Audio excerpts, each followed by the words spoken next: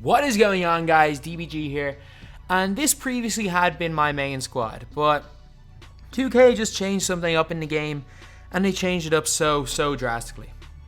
So I genuinely don't think I've seen something change as much from one day to the next as NBA 2K20 has from well, maybe 2 days ago to today, or 2 days ago to yesterday. But basically what 2K have done is they've reverted the game back to the way it was in like week 1. So open shots are more RNG based than ever before. Moving shots go in at a really high rate. Terrible releases go in at a higher rate than full whites. The full white glitch is well and truly back. So you know what I'm going to have to do? I'm going to have to completely change my mindset back into the way I was in week 1. And week 1, if you guys don't know, was the era of rim running, zone, and just using height. So we are going to be making a team here. Let's just say week 1. So we are going to be building this team basically based on what I think the new meta is probably going to be.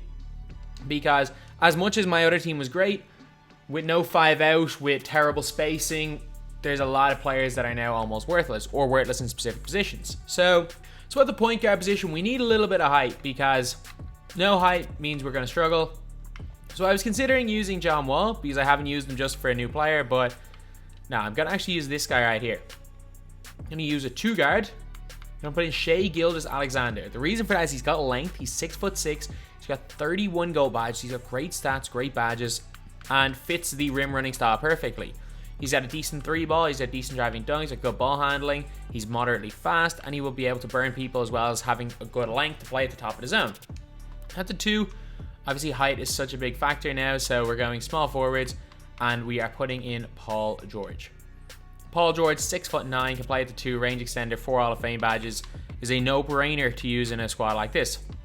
The 3, we are going to put in, where is he? Pink Diamond, Xavier McDaniel. Playing at the back of the 2-3 zone, this guy is going to be an absolute killer. A great defender, 6'9", he's big, he's got a wide body, and is perfect for this type of a meta. At the power forward position, we are going to be putting in Tim Duncan. Tim Duncan is almost unguardable inside. He pretty much is. And also the fact that he can shoot the 3 ball is big. Like, obviously, being able to shoot the 3 ball is not the biggest deal in the world right now, but just like, it's an extra dimension to his game. It's an extra dimension, and it does help the other teams playing zone. At the center position, this guy's back. He's back. You will come up against him in 90% of the squads you're coming up against. Mira-san, lads, he's back. He is. It's gone full circle. Mira-san is now probably the best player in this game. Like, I couldn't deal with him. I've come up against him a few times, and I have not been able to deal with Mira-san. I don't think many will be able to. So at the point guard off the bench, like, we're actually just going to use an actual point guard. So, because there's not that many great, like, 6'5", 6'6" plus point guards to use. Obviously, when Magic Johnson comes out next week, he's going to be perfect for this meta. But we are going to put in Gilbert anyway, because his height, he's not too small. He's 6'3", and yeah, he fits a purpose, I guess. At the 2, it's a tough one because Clay's got a little bit of length at 6'7". Do I want to use Clay, or do I want to use Bruce Bowen? Bruce Bowen's a better defender, gets in the passing lanes better. I'm going to compare the stats of these 2 guys anyway. So Bruce Bowen compared to Klay Thompson. So quick draw, corner specialist, trapper. Actually, I'll play both of them. So I'm going to put in Clay at the 2, Bruce Bowen at the 3. At the 4, I'm going to put in a big man, because again, this is the big man meta. And I'd rather use somebody that can shoot a little bit. So I'm going to put in LaFrance. And at the 5, we are going to use Rick Smits. Rick Smits is a much better version of Sean Bradley, so I'm going to use him instead. And last year off the bench, we just need one person basically to back up every position. So at the point guard position, is anyone at 6'5" and fits the role? There is. Going to go all the way into Sapphire and take Kobe White. Kobe White, really good 6'5" point guard. And then he can play the point guard or the 2. Do we have a small forward / power forward? Peja Stojakovic or Kevin Durant? Who's got better rebounding? Page by bit. Post defense, they're the same. I prefer KD, so I'm going to put KD in there. And then last up is going to be a big man. An out and out big. And I'm going to put in, just for a little bit of athleticism, I'm going to put in Wilt Chamberlain. So yeah, we have completely rearranged the God Squad from this, what looks like is better squad, higher rating, to this, just a meta team. Yep, that's the team. Now let's get on to the game. Okay, so we're playing Mark Price, John Wall, Kevin Garnett, Dikembe Mutombo. So he does not have a bad team, especially for this meta. It is not a bad team at all. And he's got one shooter, so he can definitely set him up. He's got the leaner on the bench, Lou Hudson, so not too bad. Good stand. There's nothing they can do. We just have too many beastly defenders in there. Just look at the height of the team. Like, even Shai Gilgeous-Alexander is tall. That release is horrendous, though. I thought he had quick draw. His release isn't bad, though. It's just slow. I don't even need players to shoot the ball. So he's got one shooter we have to worry about. He's driving a Mirasan. Smart move. It's a dumb shot there by Price. Let's go. Hit Shai. Wide open for McDaniel. Can't hit it. We need to go back inside a little bit. Taking too many shots from the outside. Give him that. It's a terrible shot. Terrible release. And we're just too big in there. We are just too big in there. He's not getting anything off that easily.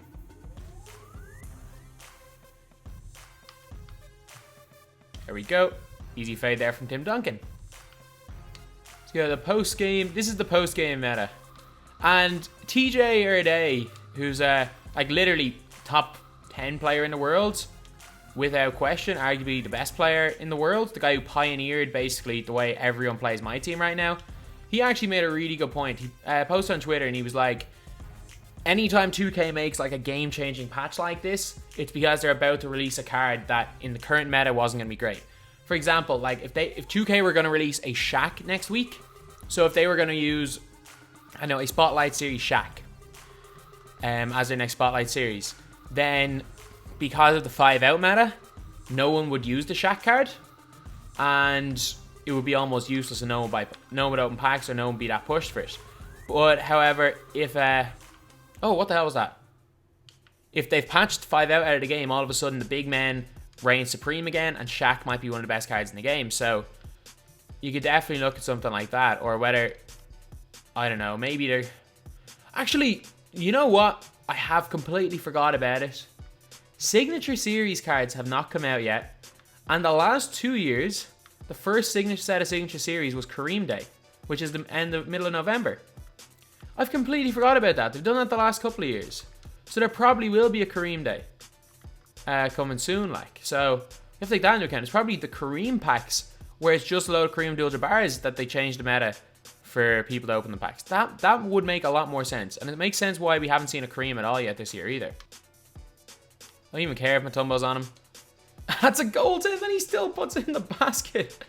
Tim Duncan is unstoppable. There we go. Not in a position to guard that at all, and Tim Duncan gets the easy finish. And our bench is probably even more size cheese? Height cheese? I don't know. Than my starters, like. I feel bad for that. He can't get a look, like. He's even got shooters on the floor now, and I'm still fairly confident he's barely going to get an open look. Unless he wants to be out here taking leaners with JoJo. That's a leaning long two with John Wall. I was about to say that's a bad shot, but I forgot. We are in week 1 meta. Leaning shots are better than open shots. Like, I'm going to make dumb plays. I'm going to take a lot of open shots instead of leaning ones. But we all know that the way this game started out with the leaners are better than good shots meta. And we know that we're right back to week 1. Okay, put up the hook. There's no defense there at all. Easy finish. Like, I'm not going to lie. 2K20. This is the most effective way to play 2K20 right now. And it is this as boring for you guys to watch as it is for me to play? Just backing people down in the post and sitting in a zone. Because this is the meta. It is the most boring thing ever to play. Like, I am not enjoying this game. But this is how you have to play to win. Like, this is how you have to play the most effective in NBA 2K20 now because of the patch. It is the most boring thing ever, but you can either go post-game or rim run. Back him down. L2, let go of L2. Hold, just keep holding and then letting go of L2. Walk him in and shoot a hook shot. In 90% of the time. Let's get Gilbert Arenas. Take Clay. Stop or move. Actually, no. Why was I trying to stop? The moving shot is better than the standing shot. Luckily enough, we didn't pull the trigger back far enough for us to, or long enough for us to stop. So we did shoot the moving shot, which is the best shot in this game. He's being guarded by arguably the best defense big man in the game. Mira-san literally just hold L2, let go of L2, hold L2, let go of L2, and eventually your player will just walk into the basket. Doesn't matter who's guarding him. Hold, let go, hold, let go. Hold, let go. And yep, I am right in. Easy layup. This is just...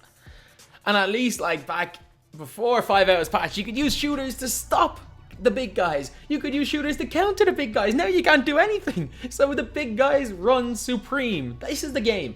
This is what we got. This is what we have right now. Because people complain too much about 5 out. We have this. We have this meta. This is so much worse. But yeah, so anyway, that is the video.